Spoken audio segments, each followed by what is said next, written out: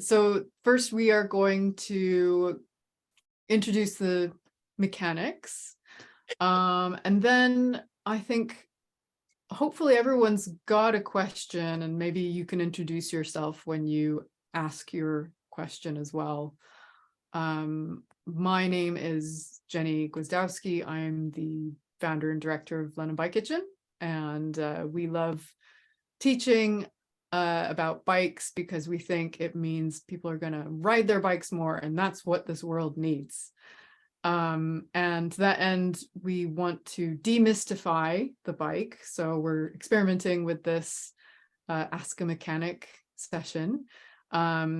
You will see, I don't know how your screen is laid out, but like to my right and left, we have our wonderful workers, and I'm going to let them introduce themselves now. I'm going to popcorn Jamie, and then we'll go across the row.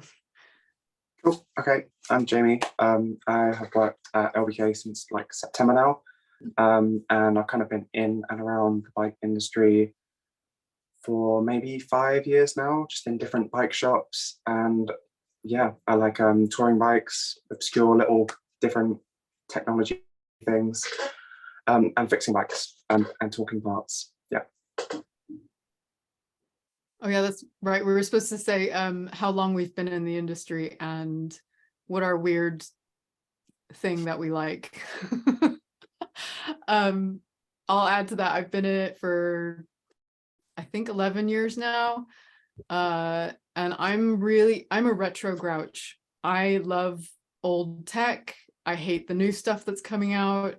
And I resent the fact that I have to learn how to do like electronic shifting. Like, what was wrong with cables? So yeah, that's me. Passing the mic. Yeah, but I'm muted. Oh, yeah, sorry. Hello, I'm Amy. I have been helping out in bike shops for about 4 years, 3 to 4 years. But it's been my full-time job for about 1.5 years. I really like handlebar tape.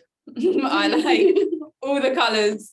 I like getting annoyed that it's not perfect and then being happy with it in the end. Yeah, and I also just like figuring things out finally. I think a lot about mechanics is it seems complicated, and even when you're just using a tool or something, it's complicated how the tool's doing it. And then when you finally understand it, you're like, oh, it's really not that complicated. And so, yeah, I just like that brain process of things clicking into place. That's what I like about it most. Cool. Hi, I'm Sylvie Vargas. I'm an ex-BMX racer. I'm a BMX coach, cycling coach. I'm also doing mechanics, and only just recently, like for the past year, I've done more mechanic stuff and teaching mechanics. Yeah, things that I like the most. I can tell you the things that I like the least. I hate hairs in hubs. Oh my God. We have a little jar in like my other workshop where we keep all of the hairs that we collect from one of the bikes. That is like my least favorite thing. And yeah, the thing that I like the most, I do like bar taping a lot. I think it's really satisfying once you get like how to do it. But I guess it's once you take like a bike that is really, really, really mashed up, and then you put all of the new parts, and then it just works like a charm. Like it works like a new bike after you've serviced it, and it's like your little baby at the end of the day. Yeah, that's me. Yeah. So I'm Hayley, and I've been riding a fair bit for like the past 5.5 years. I've been doing a bit of racing, a bit of long distance touring as well. And I've been a mechanic for just over 2 years.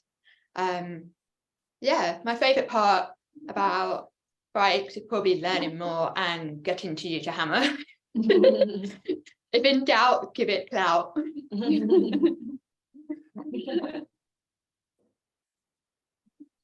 Cool. So that's us. And we are at your service tonight. I know a few of you definitely have questions, and if you like to go first, this is just us having a chat with you. So don't feel nervous. Like we're the nervous ones. So just you can use the raise hand function, I guess, but we are a small group, so you could just take yourself off the mic and tell us what your problems are or what you want to know about. Who's going to be brave and go first? I can call on people. I can just, you know, if that has to happen. Okay, I'm calling on Kate and Emma because you're at the top of my screen. We don't understand brakes. And specifically, we've been having, both of us actually, problems with our brake tension, like loosening really fast, the cables, and we don't know what to do about that. Okay. What kind of brakes do you have? Do you know? Do they touch Kate the has wheel? caliper. Oh no, Kate has V I have brakes. V-brakes. Kate has V brakes, which are super annoying, and I have disc brakes, which are also annoying, and we both wish we had caliper brakes. Okay, that's good information. Does anyone want to take this? Anyone? V brakes I can tell you about because like BMX bikes have V brakes. Really, the annoying thing is, you know, it depends what's annoying you the most, right? There's certain elements to V brakes. When it comes to cable tensioning, it's all about like when you put new cables, everything that kind of connects to the hose and the cables itself, they have to weld in onto its position. So hence why over time it starts losing tension. Also, if you use your brakes a lot, then the pads are wearing off, meaning that the tensioning will also be affected because the positioning of the pads are going to be a little bit more apart from the rim, right? In terms of whether they work how you want them to work, both arms should work together. So when you press, both of them should move together at the same time and connect into the rim at the same time. If one of them moves while the other one doesn't move, it has to do with the limit screws in the side. And if you screw it in, it separates the calipers from the rim. If you screw it out, they come together towards the rim, right? And then it's all about like where the noodle connects to the cage as well. So the little cage, the little noodle is the sort of thing that looks like that onto the cable. Here's like the cage, and then that allows it to actually hook and move, if that makes any sense, my fingers. And when we talk about tensioning as well, sometimes we have the barrel adjuster that can help us sort of do minor adjustments, like barrel adjusters are only for minor adjustments, is never for big changes. And also for the brakes, it's usually more for that sort of nothingness that you sometimes get when you press the brake, that you press it and it's like, actually, this is not doing anything. And then you have to press a little bit more before it actually engages and it does anything. So that's mostly what the barrel adjuster and the lever is for. And when you press the brake, it should be a good 25% press before it starts engaging. And well, more like touching onto the rim. So it's 25% when you press, and it should be clamping onto the rim already. And then that's to do with then how it clamps onto the actual calipers themselves. Does that answer your question about V-brakes? Possibly. I think the barrel adjustment is probably where I'm going wrong. You should Okay. never allow it to go all the way out. It should be like halfway maximum. Yeah. And then disc brakes, anybody wants to talk about disc brakes? Just one thing about barrel adjusters that no one ever taught me in my City and Guilds. The way that you screw it out, orientate yourself as the cable is going into the barrel adjuster. So this is the barrel adjuster here, this is the cable. and then you're unscrewing the barrel adjuster from that orientation. Because the barrel adjuster can go screw in or screw out. It's just you're always looking at it from the point of the cable that's going into the barrel adjuster. No one ever taught me that. So they're like, unscrew your barrel adjuster. And I'm like, which way? So that could potentially help with that. And that's, you might find those on disc brakes as well. If you have cable disc brakes, is that what you have? I do have cable disc brakes. So I'll do a thing where like, okay, I got fresh pads.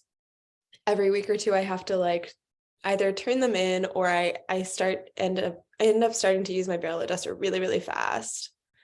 And so like the handle, I'm like, ooh, it's all tight, it's all tension, I got it all good. And then like 5 days later, I'm out on a ride and I'm like, my stopping distance is so far, like I don't understand.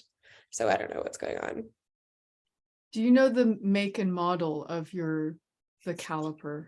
Definitely not the model.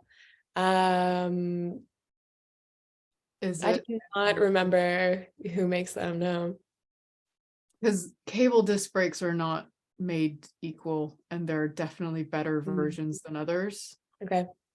So my favorites are the TRP Spire and the Avid BB7s, because they have the pistons are coming in from both sides to brake. Oh, cool.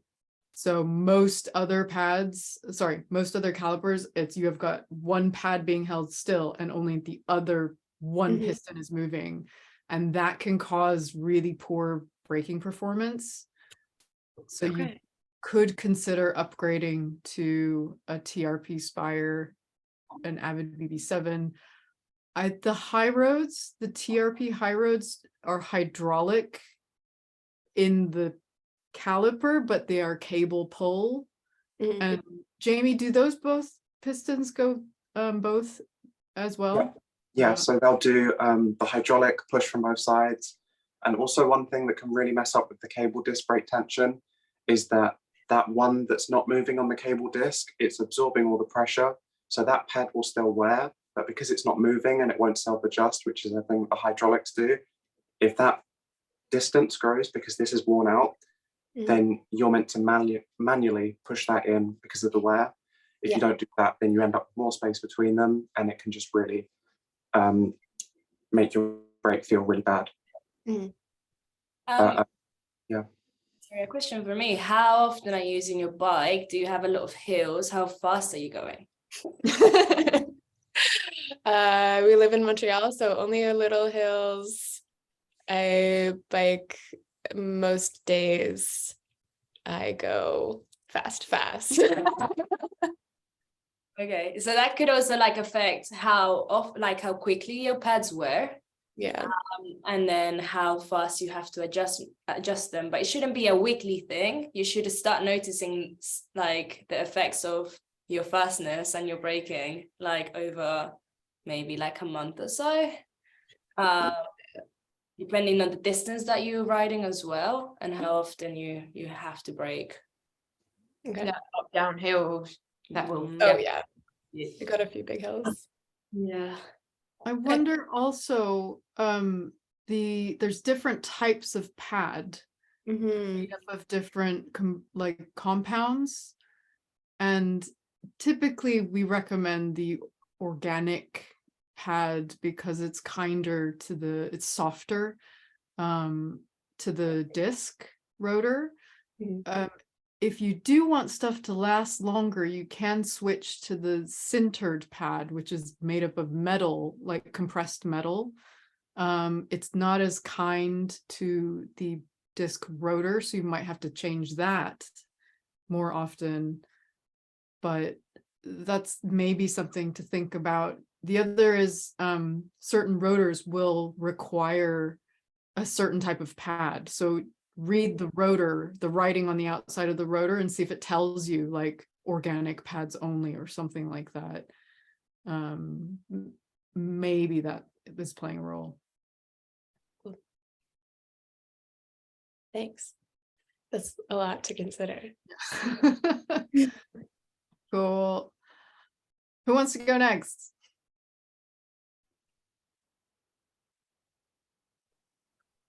I'm gonna call on someone. I'm struggling. Holly. Are you just tuning in? Hi. Oh, we have Oh. Janelle's raising, okay. Hello. Hi, everyone. I just wanted to let you all know that I don't really have any questions.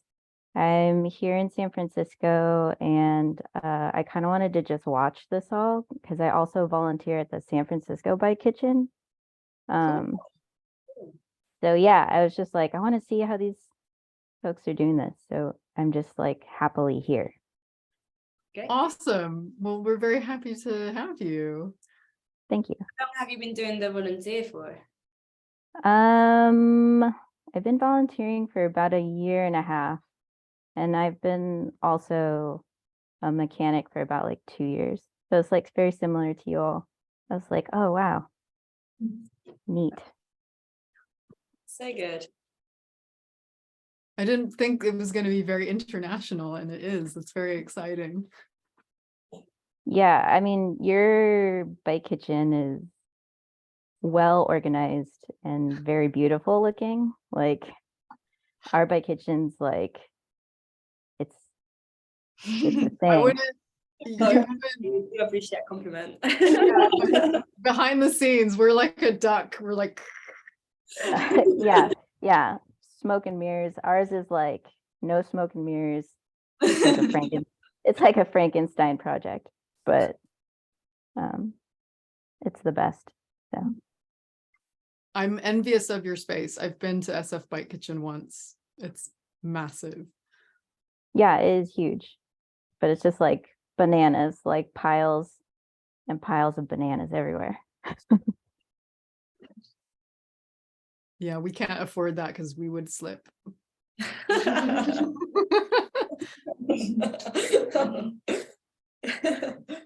But thank you, Janelle. Appreciate that. And like send us questions afterwards as well about like just project stuff, as you know, we're happy to talk about it.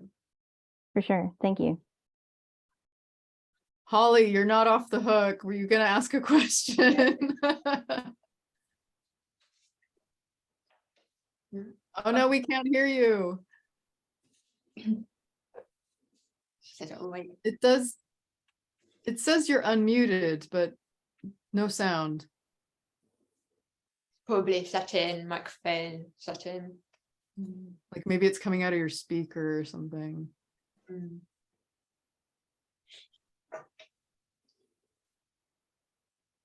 Do you want to play around with that and we'll come back to you? Okay. Diane, you're next on my screen. I was gonna start calling on people. Hi, We don't have everyone. time. I don't have any questions. I just came to spy, Okay. like Janelle. I mean, I could think of a question, definitely, but I didn't have any planned. I also volunteer at a community bike workshop, and I'm learning a lot, and I figured this would be a really good place to learn even more things. I've just learned a lot about brakes, so there you go. There's still a lot more to learn about brakes, I know, but yeah, I'll have a question later if like there's nothing anyone else wants to ask, but yeah, ask the legitimate question askers. Because I just like, I feel like I stuck in. Well, welcome. We're happy that you're here. Thank you. I saw some hands struggling with Tom and Catherine. Yeah, thank you, Catherine. Yeah. Hi, everyone. First of all, thank you so much for everything you do. I'm one of the people who gets frustrated when my bike breaks, not only because I know I'm inconvenienced, but I don't know how to fix it. And I feel this world is full of sort of haves and have-nots with bike knowledge, and what you're doing to try and put more people in the have category is absolutely brilliant. My question was about wheel wobbling. and truing a wheel. That feels like the bane of my life. It feels like a regular thing for me, whether it's spoke related or not spoke related. I'm always hearing and feeling my wheels rubbing against the brakes, even when the brakes hadn't seemed to have moved in the first place. So my question was, how simple is it to true a wheel if you don't have your own bike kitchen at home, if you don't have equipment to sort of hang the bike on and measure stuff, things like that? Well, if you have a partner or friend who's happy to hold the bike up for you, you can do that. May I ask if you have rim brakes or disc brakes? Oh, sorry, I have rim brakes. Awesome. That makes it a lot easier to do at home because you can use your brake pads as the guide for how much the wheel is wobbling. Yeah. And then you can see which areas of the wheel it is leaning over to one side a bit more, and try and catch it at that point and like bring it back slowly and just make sure you can see that bit. If it's leaning over more to one side, the tension needs to be added to the opposite side to bring it over. So you would just need a spoke key that fits your nipples, because there's a range of sizes. So that would be the number one thing that you need. And then just having some patience and like playing around with it. When you're truing on the bike and you're turning it with the nipple down and you're putting the spoke key here, it's going to be the same righty-tighty, lefty-loosey. So righty-tighty, you're adding tension, and then to the left, you're loosening. I suspect if you're having a consistent problem, you might have uneven tension throughout your wheel. So you can go around squeezing the pairs of spokes and seeing if they feel the same. And if you have some that are really loose, they will feel quite loose in your hand, and that's generally an indicator that they need to be tightened. But yeah, there's not just the side to side truing, there's also like up and down, and that's where it gets a little bit more complicated. That's when you have to start truing it in balls, so in two pairs of spokes to try and bring it in or out to level it. But at home, if it's the front wheel, it's a lot easier to get a new spoke in and do it. And also just to true back wheel, you can true, but if you're going to put a new spoke in, it would be advisable to have a cassette or freewheel remover to take any sprockets and cassette and gears off to be able to get a new spoke through. But yeah, it is a lot of like playing around, experimenting to get it right. You might find it useful to have some colourful tape, like electrical tape. So when you do find a spot, you can put tape around it so you know that's the one that you've adjusted. So if you do go wrong, you can come back to it and loosen. Small turn, always, like we don't even do a whole turn, we're doing an 1/8 of a turn, a 1/4 of a turn, sometimes a 1/16 of a turn. It's very minor. At first, if it's quite a big wobble, okay, go for a 1/4, a 1/2, or like even in between that, like 2/5 of a turn, and then go from there. Brilliant, thank you. That's really good. I was just that, like, if sometimes there's a couple of issues that you can have with wobbles in your wheel. If you had a crash or someone crashed onto your wheel, then you're very unlikely to be able to fix that because then the rim is bent. So then if like that's when you touch the spokes and then you're like, this side feels really loose, this side feels really, really tight, but then the wobble is just in one place. And then it's like, okay, your wheel needs to be looked at by someone that knows about tensioning and then can tension everything. Or you can just get yourself like, because then it's like a proper tools to be able to actually get like in depth with what's happened. But yeah, usually just be careful with how much you turn. Is it possible to over tighten? Is that a thing? Yes, you will start pulling the nipples through the rim and it will crack the rim. This is more so if the rim is plastic, but it can still happen and it causes other issues as well. Another thing to be aware of is most wheels, they have a seam or like a point where they join together, and that might be slightly thicker at that point. So to bear that in mind. Take a close look at your wheel. It's generally, I think, opposite the bow core, or so. But just have a feel around. You might see a line straight away, like all the way down the rim, and that's typically where it's been joined. And so could I just check, what's the significance of that joining bit? You say it's tighter there normally? No, it's a little bit wider. Oh, wider, okay. So you have to bear in mind that it looks like it's closer to the brake Oh, I pad. see, got it. Yeah, thank you. Oh, that's really useful. Brilliant. Thank you so much. That's really, really helpful. Thanks. You can, when you flip your bike over, you put a little cable tie as well, so you don't always have to use your brakes. You could just attach a cable tie to the fork or the seat stay, I think. And that can be your reference point to the wiggle in the rim. Sure. Brilliant. Thank you. That's really marvelous. Thanks so much for that help. Thank you.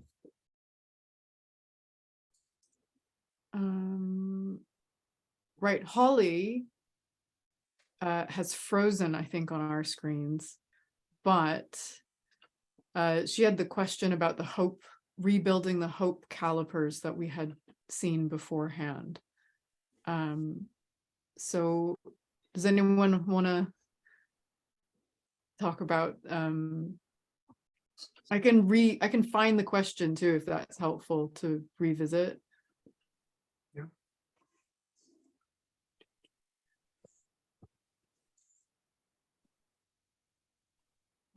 One.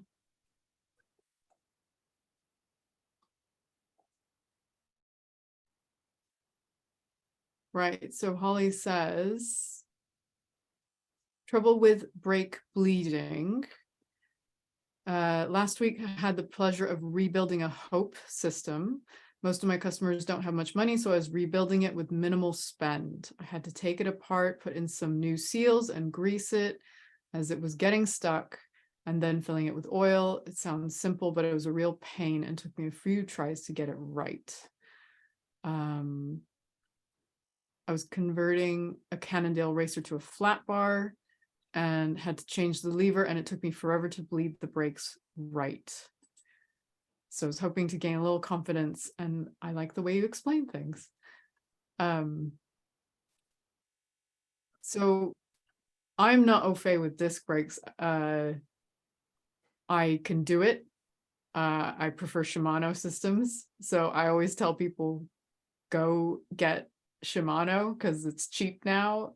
And if it's too expensive still, then get the Clark's Dior knockoffs, because those are generally pretty good as well. But I know that's not always an option. I don't know if anyone else has ideas for Holly on this. Yeah, I think with bleeds, a lot of the prep time can make it a lot easier. So because they are so fiddly, because you're dealing with such a small amount of fluid in bike hydraulics, any small little tiny piece of air in that system is going to have a much bigger effect in that system as opposed to something that's working with more oil, like a car. So the prep that you can do beforehand, if you can take the caliper and take it off of the bike, if as long as it's not internally routed or anything, if you can bring that along and change its position so that the hydraulic hose is as close to vertical as you can get it, just because any air you can find in the hose, if that can work its way to the top of the system where you have it open at the lever when you're bleeding it, then that's going to encourage those bubbles to go out, up and out of the system. But yeah, just trying to really work hard on little tiny bubbles in the system will make it feel snappier in the brake. Even down to when you take the bleed port screw out of the bike, and then when you're putting it back in, making sure that you put it in at a weird angle, just trying to like sneak the screw back in without trapping any air into the system again. Just because you want to be really, really on it with air. But yeah, prep time as well can make it a lot easier to do it cleanly and get a better result. We have Diane raising a hand. You are on mute. Sorry, I thought I clicked the button. I must have missed it. Because I had a question on bleeding off the back of that. So I was watching a video a few days ago and they bled the caliper first before doing the full bleed. That seemed weird to me because I thought like, because then they just did the bleed, but like, wouldn't any air going through go through back through the caliper anyway? Do you mean they opened up the port on the caliper beforehand, or So they they left? attached two bleed hoses to the actual caliper in two different bleed ports, and then like bled it back and forth to get the bubbles out of the caliper, and Mhm. then took one of those off and put it on the lever and bled. That sounds a little bit familiar to some stuff I've seen. So the Shimano stuff that I'm really familiar with, I really love Shimano. You'll have a hopper on the caliper, or not on the caliper, sorry, on the lever. So they'll have a small bucket on the lever, and on the caliper you'll have your syringe. But if you're working with SRAM, then they will tell you to use a syringe at the caliper and the lever because they I require a think little it more was force. a SRAM one. Yeah, they take a little more force to kind of work through. So they encourage you to kind of do a push and pull through the system to again encourage kind of air bubbles to make their way out. But also with the SRAM systems, they want you to use both because they run a little bit of higher pressure than the Shimano. So as you're finishing off, you're meant to kind of pull the lever, jam on the syringes a little bit to up the pressure, and then you close the system, and that makes it run a bit better. But as a bit of a rule, if you have the choice when it comes to buying them between SRAM or Shimano, always go with Shimano. Just my advice, yeah. And Jenny's advice too. Yeah. And I think like when you use two syringes, and they try to kind of get rid of the bubbles, and they also can see the liquid that's coming out of the system. And if they maybe notice that it was a different color than it should be, then perhaps then they just wanted to replace the whole fluid once they kind of tested it out and checked it out. That's what I have to say about that. Like sometimes when customers come in with a loss of feeling in the brake and they've got enough meat on the brake pad, it could well be that they just need a top up of fluid. That also leads to questions like, is there a leak somewhere that we need to investigate? However, sometimes so we'll top it up and we'll see what color the liquid is, like the oil or the drop fluid as it comes out. And if it's a bit cloudy, then we know that yes, there's likely contamination inside. So then we go into a full bleed. Otherwise, if there's lots of air, it could well be just topping up the fluid and burping. Like we generally always burp after a bleed to help it repressurize as well.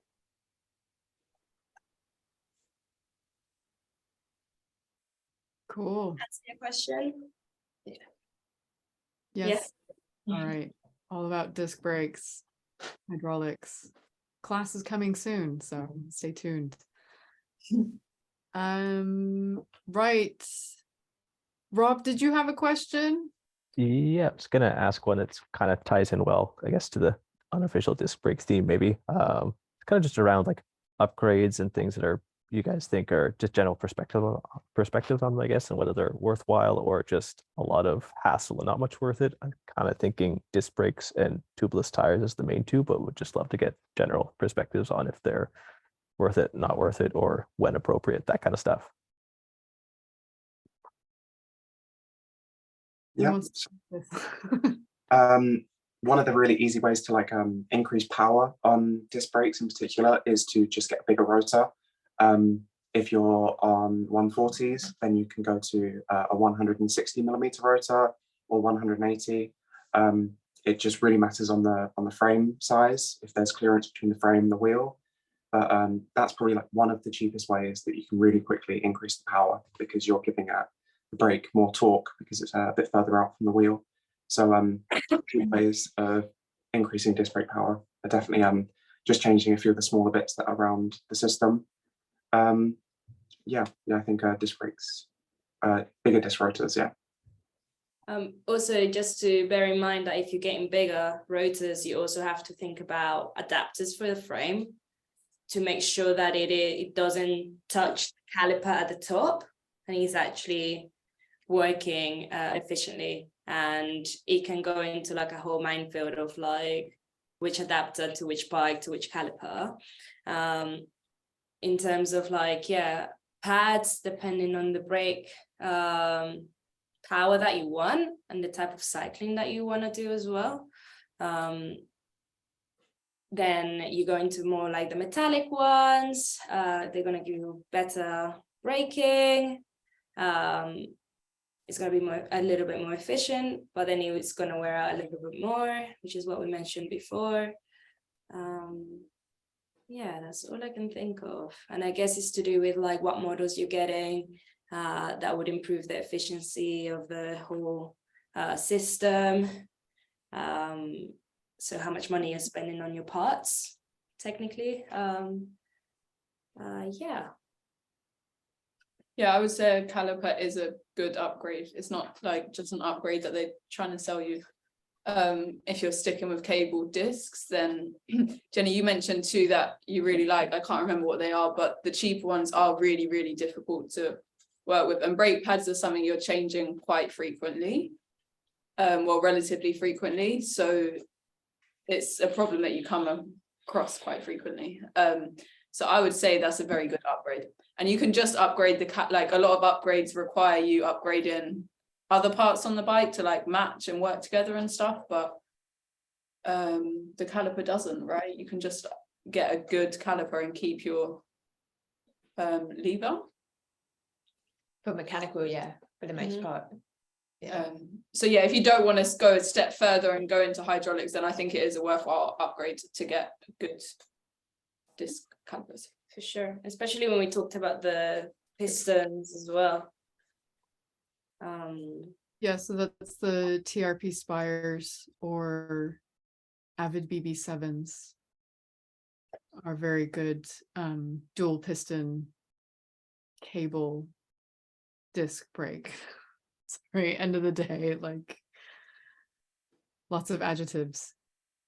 Did you I've got a question in the chat from Catherine to answer next, but Rob, did you mention something about tubeless? I feel like that also, Yeah, or did kind I of just general thoughts, opinions, like in favor of, or kind of a headache, anything along those lines would be cool to know.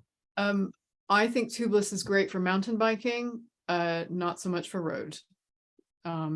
However, I know there are roadies who love it. It's just dependent on your general upkeep because they do require topping up of the sealant every, I don't know, 2 months, something like that. It depends on the weather, like how often you ride, where you ride, and also definitely if you're road tubeless, go with size 28 mil wide tires or bigger. So if you can do 30, then get 30s.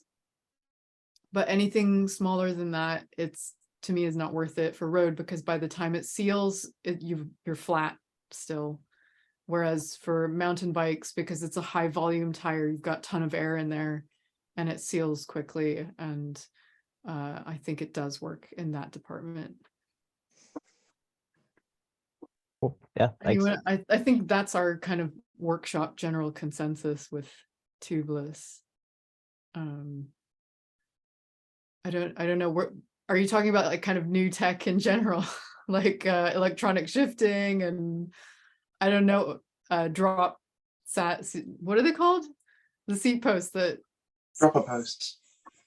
Dropper posts, that's what it is, yeah.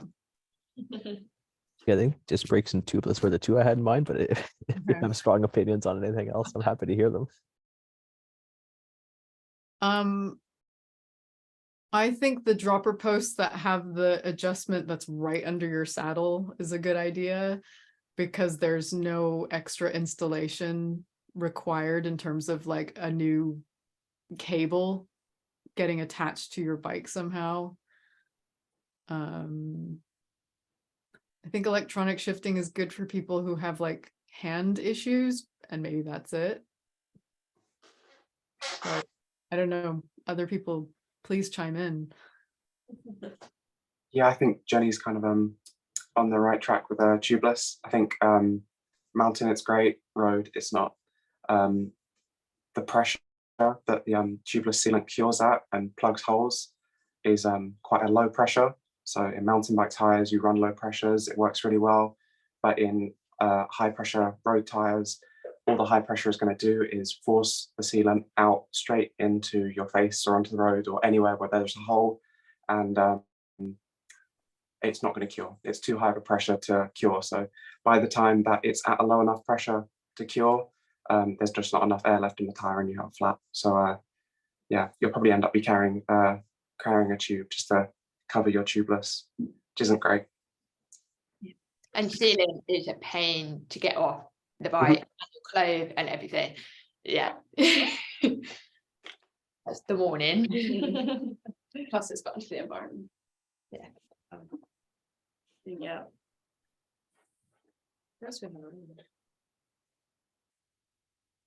Okay, I've got a question here from Catherine about cleats. So I think everyone can read this in the chat, but I will read it for the recording. So I'm trying to move to cleats for the second time. The first time I couldn't get my foot out and fell off.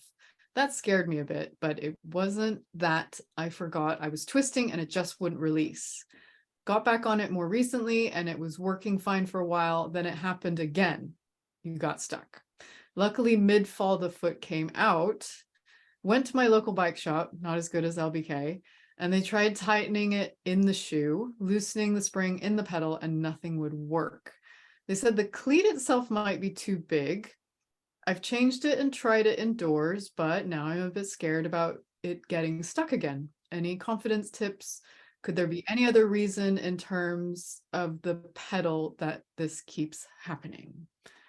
My first question is this a road cleat, a 3-bolt that looks like a big triangle, or a 2-bolt mountain bike cleat?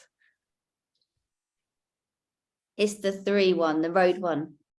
Okay, 3-bolt. And are you keeping to the brands? Is it a Shimano cleat and a Shimano pedal, for example? Yes. Okay. And a Shimano shoe as And well. Shimano too. It's like triple Shimano. She's got shares in Shimano. What color is the cleat? Oh. So they come in 3 different colors, and each color has a different amount of like rip or float. Yeah. Well, now you say that, I did notice that there was a difference in colour between the new one and the old one, but I couldn't tell you. I feel like the first one was like black, and the next one was kind of like a sort of bronzy vibe. Can you go grab your shoe? And Thing is, I don't have it with me. It's very helpful. Because I was too scared to cycle with it, so I left them at home. okay, so what I'm talking about is yes, Diane's got a picture right there. There's colors on the cleat. There's red. Oh, actually, yellow. tell a lie. Maybe it is the 2-bolt one because it doesn't look like that. Okay, so the 2-bolt is like a little round, it looks like a little robot face. Like a Wall-E. Diane, bring the visual or the visual. Yeah, that one. Yeah. Okay. Sorry, false alarm. So those come in 2 versions. Sorry, Haley, I think I got it. One of them is you're only able to release from one direction. Mhm. And the other one you can release from multi directions. And I wonder if you might have the single release one, which is not allowing you to get your foot out quickly. I can't, I'm getting confused with microphones because I'm like, it's the SM58 and I'm just like, I think that's a microphone. Sure. So should I look at what one I have and try and figure out if it's single or multi-directional? Also, there's two types of clipless pedals for mountain bike. There's one that's like used more for like a bit more hardcore riding. So it's like you just really don't want to come off your pedals. And then there's one that's used more for like commuting, which is easier for you to remove like your shoes. And also it could potentially be how you twisting. I guess because I used to have clipless shoes and I work with a lot of people with clipless shoes. I've had the issue as well for like the first couple of times, the first time I did it, that it was just like, I forget that I'll be clipped in. And all of a sudden I'm like, oh, jumping. So I'm like, I like try to move, but I can't move. And then it's just kind of becomes like a, you know, getting used to it. Also, there's like a tightness on the pedal. That's what she had done in the shop. So yeah, so it's like if you have the really, really stiff ones, the ones that don't allow that much float, and even like the less tension on it is still not as low as the other pedals. Because yeah, one clip, the side I don't put my foot down on clips out really easily. So that's why I was like, I'm not sure that I'm doing it wrong, because I can do it on the other side really easily. Then knack to it. Yeah, so how do you do it? Like I would say like it has to literally be like you twisting like your ankles. Yeah, like that. Like, yeah, like it's very exaggerated, but you really do have to exaggerate that movement. And it's like you almost use like your whole leg like that to like untwist. Sorry, it's like a little dance move. But also I have a road bike, so the first ones the first ones Diane showed us, the 3 things, is that more for road bikes? But Yeah. I've got the mountain bike ones. But you don't have to have those if you ride a road bike. You can use the 2-bolt mountain bike ones. That's fine. They were just designed so that you could walk around in the shoes more safely because they're recessed. The road cleats are like protruding and they're actually kind of dangerous to walk around in. I'm going to share my screen because I can show you the difference between the two. There's these, the silver ones are multi-directional and the black ones are single direction. I think it's the black ones what I've got. If they are Shimano branded, that's what is followed here. If they're a aftermarket brand, it might, who knows what the colors mean. But if they are Shimano branded cleats, have a look. It will have this SM-SH56 written like on the cleat somewhere. Okay. And that I would recommend, if it is the case that you have these black ones, to get the silver ones. Okay. Thank you. Hopefully I'm not putting other people off doing that. What I will say, It's practice. It's seriously, it's practice. Like I had this mantra in my head constantly, just clip out, like just don't clip in also, but also check the spring tension. And is it that one leg moves, like can you clip out in one leg and you can't clip out of another? Or is it that you can clip in one side of the pedal and you can't clip out of the other side? well, at the moment I've got the hybrid pedals, so I've only got one side that is click-inable. And it's, yeah, the other side works fine, but I always put my my right foot down. So even though I can do the other one, my brain's just not letting me like take that one out. Yeah, it could even be it's unlikely, but it does happen. It could be a warranty issue. Things do happen, mistakes do happen in the factory, so that is another possibility. As mechanic, we have to explore pretty much every avenue of possibility. That's what our job is about. A problem comes in, it could be any number of things. We have to go through and deduct from the most common all the way down to the most rare. Yeah. Diane, you had your hand up. Is there?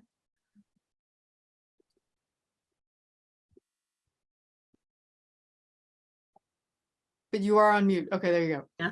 Sorry. I was just wondering if you have the ones that only go one direction.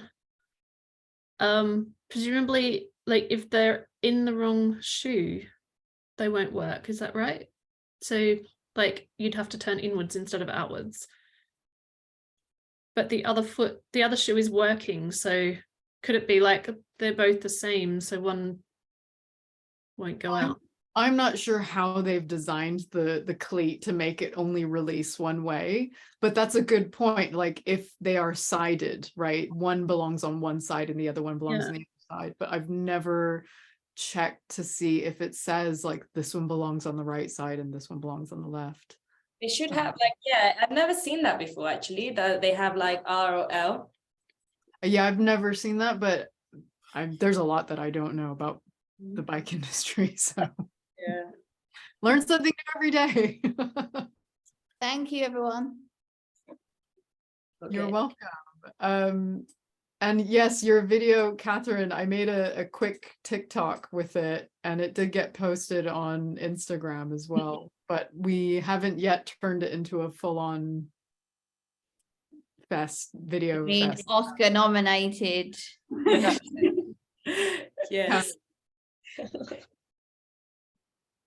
Janelle also says you can practice while sitting on your bike next to a wall and clip in and clip out with each foot. And just make sure you hold on to the brake levers as well to keep the bike still. So that's a helpful way to practice. And it's Cool. from the ankle, lead with the ankle, and like the sole. No, it's another. What's the name of this? Heel. The heel.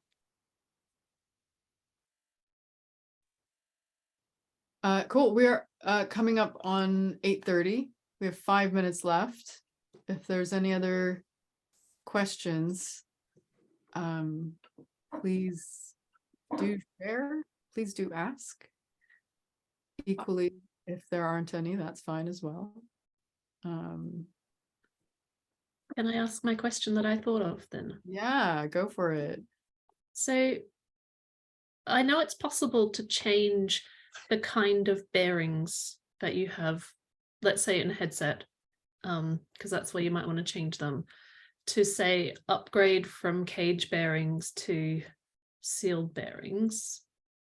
I was wondering if you always have to change the whole headset, or like, how do you know what you need to change and what you can upgrade, and like, can you change a semi-sealed to a sealed and stuff? Like, obviously you can't like answer everything, but where would I start to find that information?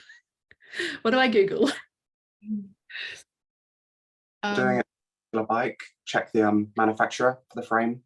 They might have the specs of the head tube where the cups of the headset can be pressed into.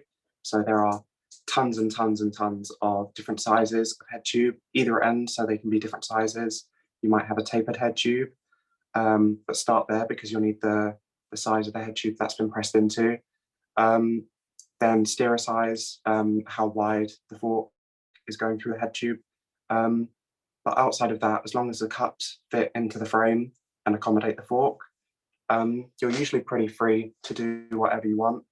But the cups are going to be what holds the bearing, and they'll have a specific bearing for that cup. So you can buy seal bearings, cage bearing headsets, but you'll need to change the headset cup if you want to change the bearing. So is the steerer tube, no, the headset frame bit, is that always just straight inside? It's not shaped for the cups that have been pressed in or anything? No, they're usually just straight. It will just be a tight tolerance on the headset cup, so it's able to be pressed in and then doesn't have any glue or anything to retain it. It's just a friction fit. But yeah, there'll be different sizes. I think the most common is like 34. I've seen it a lot. But yeah, just different sizes. So you'll have to check the headset on the frame, and the best place to find frame data At is usually, worst, I could just knock out the cups and measure the internal. yeah, you can do that as well. And I guess also to answer like the other question, the other side, some frames have the cups already integrated in the frame. So that's when you just measure the frame, like the cups and the top, and then you just like make sure that you get the right bearing size for them, and it will be literally the exact like size for it. It should be nice and flush. Mhm. It shouldn't be too hard to put in, but it shouldn't be too easy to put in either. Like it shouldn't move around too much as well once it's in place. Yeah. Yeah, it is. There's a lot of measuring going on. So It's very complicated. And the headset on my pub bike is like, it's just like, you can't even take the bearings out of the cups. It's just like plastic circle things. Yeah, I've seen them. They're pretty cheap and crappy. Yeah, like it's not a cage bearing, but it's not like a proper bearing either. I don't know, and you can't take them out. So I guess you just have to knock out the cups and put different ones in. Yeah. The bearings are specific to the cups. So if you had a loose bearing or a caged bearing headset, you could not pop in sealed bearings. You would have to get a sealed bearing headset. Yeah. Change everything. The bearings are also specific to the crown race. So you have to put in the crown race that's going to work with the bearings that you're gonna use. Because a loose bearing crown race will not work with a sealed bearing crown race. But I could swap in a better quality sealed bearing if it fit the cup. No. It already takes sealed bearings, and I want to say, yeah, if it already takes sealed bearings, it's going to have a beveled edge as opposed to like a round edge to accommodate the bearings. However, the sealed bearing they come in different like degrees. So usually there's numbers written on the bearing itself, and you have to get the same number that's written on there. Okay. So if I say wanted to upgrade from whatever's in there to, for example, ceramic, then like there's a code on the bearing. I'm not talking about my pub bike now, clearly. There'll be a code, and I just need to like find that code somewhere, and it should fit into the cup. It will either be a straight up code, which is normally like maybe a 5-digit number for headset bearing, steel bearing. However, you may also find on the outside, so not just on the coloured plastic piece, but on the outside on the metal, there may be 3 numbers. So the first number is generally the external, the outside diameter of the bearing. The next number will be the internal diameter, and then there'll be an angle like 45 degrees. So that's the common or the most important thing. Okay, thank you. Just a tiny thing as well, a little pet peeve, but the ceramic bearings are something to kind of steer clear of, I think.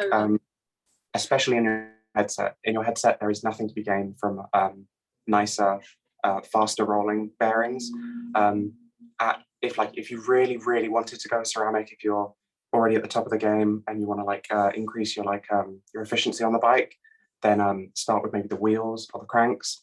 But headsets are only really carrying load and turning a tiny bit, so and they are very expensive. Spinning round and round. That doesn't matter that much. Yeah, I hadn't really thought about that. I just heard like, oh, you should upgrade your bearings because you can like it. There are some benefits to it, but headset is probably going to be the place where you see the least, because it is just only carrying load. It's not carrying speed or a big loss on efficiency. And also ceramic bearings are very, very, very expensive. So save up and use them wisely on the bike. So what does make a good headset then, if not? Headsets are good at carrying load and remaining rigid. So the idea of a tapered headset has a wider cup because it's wider, has more material, it's going to be more rigid. And if they are, machined well, if they're a higher quality part, then they are just going to fit together and interface with the bike a bit better. But it's all about rigidity and holding force in the headset. Other bearings like the wheels and the cranks are more about efficiency and faster rotating speed. So I guess That it's like makes sense. bearing ones that you're looking for, like for the best quality bearings and the ones that are going to last the most, rather than use bearings or cage bearings. I mean, it is worth investing in good quality bearings. So there's some brands off the top of my head is, Enduro. Yeah. Sorry, I just upgraded my hubs to Hope. Well, I got new wheels. yeah, and Hope's it good. made so much difference. Yeah. So now I'm thinking about like the rest of the bike, which is just kind of could be better. Yeah, wheels are always a really good upgrade. Hand-built wheels, Yeah. especially. Yeah. Cool. I've got another question in the chat from Tom. Really keen to book the Indexing Gears workshop. Will a new date be added soon? Yes. Apologies. I've been away on a holiday and been not on it with dates and classes, so that will be up. We are talking about DIY space potentially coming back if we move. So we actually just looked at a new property today, but it's early days, so we don't know yet. Cool. Well, that's time, I would say. Thank you everyone for joining and being a lovely audience and coming with great questions. If you liked this, it would be good to know, just because we're wondering, like, do we do this more often, like once a month? Don't know, it's an experiment. So if it's something that you'd like to see happen, let us know. Maybe I'll send a survey. I love a good survey. Like, what would, I don't, yeah. Does anyone have anything to add? I can't think of like, we've got some new classes in the pipeline. So keep an eye on that. And otherwise, maybe see you next time. Tell your friends. See you Goodbye. guys. Bye. Thank you so much. Thank you. Thank you, everyone. Thank you.